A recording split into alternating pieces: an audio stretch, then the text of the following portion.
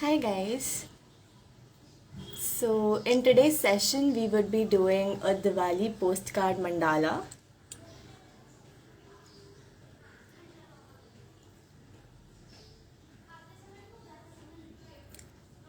I hope you guys are excited for the session.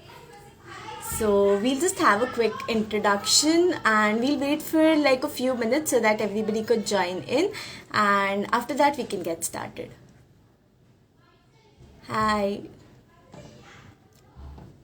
Hi, hello. I hope you're doing great and your Saturday is amazing.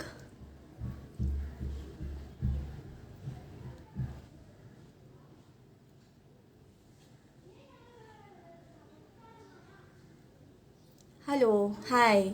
So meanwhile everybody is joining in, I would like to know what is your name and what is the place from where you guys are joining. So let's have a quick intro before we move on to the session. So hi, I'm Ishita and I am a mandala artist based in Mumbai. So you can just let me know your name and the place where are you from in the comments. So like quickly we can have a small introduction and then we can get started for the session. So meanwhile everybody can join in as well.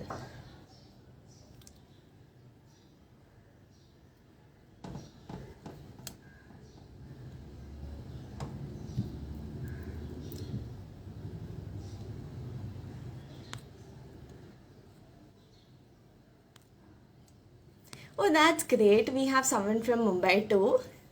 Hi Padmavati, so good to see you.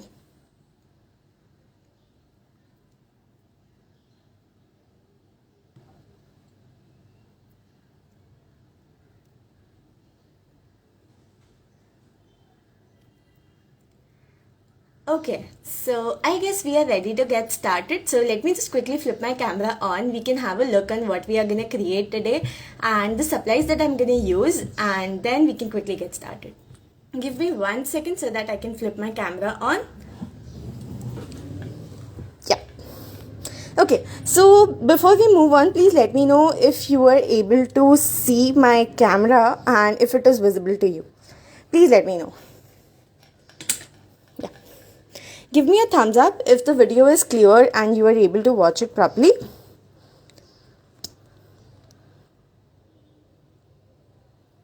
Okay, great. So in today's session, we are going to create a Diwali postcard, as I said. So we would be adding a mandala element to it since this is a mandala masterclass. So this is something that we are going to create at the end of the session today. So we would be requiring some basic materials. Let me walk you through the materials. These are the watercolor tubes that I would be using. These are by Camel. After that, I would be using a normal simple round brush. So this is one by Fine Touch. All the products that I'm using here, you will find each and every product with Fiji Art and Crafts. So if you want to grab any of the product, you can just DM them right after this session. After that, I would be using fine liners. Here I'm using Artline fine liners. You can use any fine liners that you have around. Any normal compass. So this is a normal Cambrian compass. You can use any compass that you have around. Scale, eraser, any eraser. So just the basic materials, and of course a protractor. You would be requiring a palette since this is a tube paint, so you would be requiring a palette. If you're not using a tube paint, you are just using a pan paint. So you can just directly use a pan paint directly. Okay, so let's get started. And of course a bowl of water as well, and a rough cloth for cleaning your brush. So let's get started. I would be using 4 colors here. That would be red, yellow, 2 shades of yellow, that is a lemon yellow, and the next one is Cambosh. Okay, so these are the 2 shades that I would be using of yellow, and then a Crimson Lake. This is more of a pink shade, red. So I would be using this. Okay, so are you guys excited? Let's get started.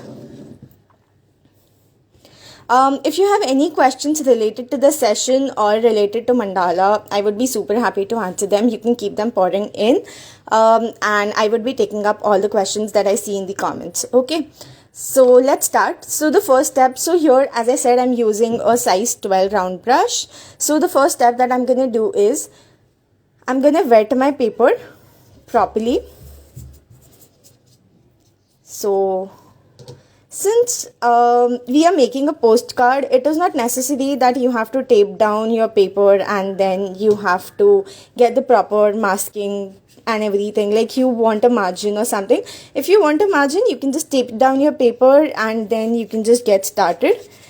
Here I'm using a watercolor paper. This is a 300 GSM watercolor paper. I'll show you the brand as well once we are done. Okay, so one of the biggest problem when you are not taping down your paper is that it keeps on bulging up even if it is a 300 GSM. This is gonna happen, so you have to be very careful with this. Okay, so now for the next step, I have these paints already in my palette, so I'm just gonna start grabbing them. I'm gonna start with a red shade and I'm gonna start putting them on my paper randomly, so you don't have to follow any particular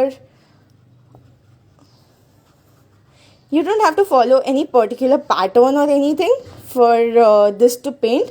And since you see, I have added some random yellow now before this random red. So before this gets dried, I'm gonna pour in some yellow over it. So the color that I'm gonna get is orange. So as we know, when we mix two primary colors, we get a secondary color. So that's the basic cycle that I'm using here. Okay, so as you see, I am not following any pattern. I'm just randomly dropping in some colors and then I'm just playing around with it because I want a good texture of colors here and I want the colors to merge. So this is like a great way. Now I'll add more of yellow because I want yellow to look more. If you want red to look more, or if you want your orange to show more, you can do the same step. You can add red and then you can again start adding yellow. So when you start adding red and then you add yellow to it, you will get orange color directly, right? So depending on the colors that you want, you can just keep on changing the amount and the amount of water as well. Like the amount of water you put in the color, inside the color, you can change that as well. Okay, so do we have any questions till here? And in between, I'm just dropping some water as well so that this gets mixed properly and I get a good texture here. Okay, so do we have any questions till here? Are we clear with the step? Oh, oops. Okay, now let me add a crimson color, that is a shade of pink and a red. Okay.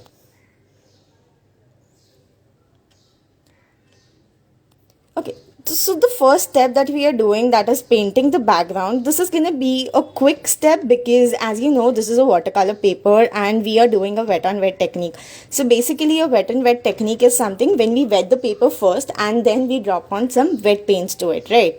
So this is a wet and wet technique. So if you see, while I was working here, my paper down has already dried. So I will have to wet this part again so that whenever I put paint to it, it spreads properly. So that's the point why we use wet and wet technique to get this kind of background. This is like a simple background that we are creating here. And again, if you see, if I add more of yellow to the pink as well, that is gonna turn the color to orange.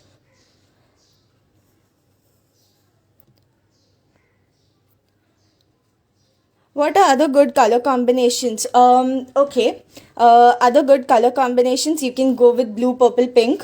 You can go with yellow, blue and green.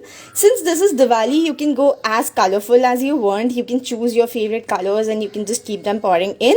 So, and then if we say red, blue, purple, that also looks good. But make sure while you're using darker tones of color, you add more of water to the paint so that the tone is light and it looks pretty on the paper, because at the end you're going to use a black fine liner on the paper to draw the designs, right? So if your background is dark, your designs won't be visible.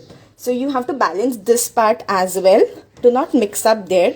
So go with lighter color combinations. Even if you're going with red, blue, like the darker tones, you can just add more of water to it to slow down, like to minimize the tone of the color, and then you can just use it up.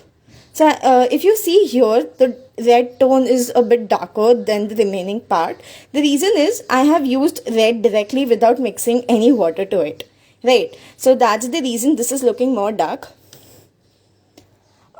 Not at all. As I said, if you want some clear borders at the end, like at the edge, only at that case you can add a masking tape. Otherwise, you can just play around like me. I have not added any masking tape to it. I'm just playing around with my paints and my paper.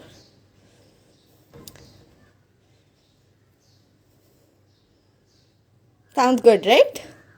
So if you want like clear edges and you want to create a perfect painting for any perfect painting, then it is great that you can just add a masking tape. I'll just see if I have any of my artworks around that has any masking tape over it. So I'll just show you the difference between having a masking tape and then peeling it off later on, what kind of look you get, and when you don't have a masking tape. When you don't have a masking tape, this is what you get. You don't see any white edges, and yeah, when you don't have a, when you put a masking tape, this is what you get. You get a good border here. So this is the basic difference between putting a masking tape and not adding a masking tape. Okay. Okay, so I'm just adding some pink over here, and then I'll just stop it right there. Okay, one more very important thing while working with watercolors and mandalas, one of the basic complaint that I usually get from my students are that, ma'am, when we use our fine liners over watercolors, they tend to stop working. So the reason might be your paint is wet, and over it you're trying to use your over that you're trying to use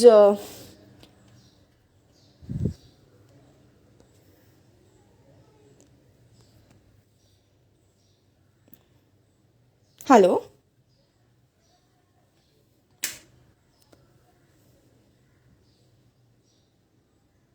Okay, hello.